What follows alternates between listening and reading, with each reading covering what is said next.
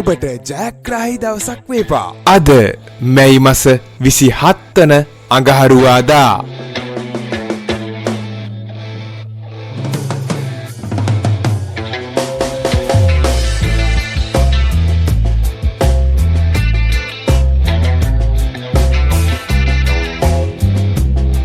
ජයග්‍රාහී අංක දිනපතා නැරඹීමට අපව සබ්ස්ක්‍රයිබ් කර තබා ගන්න.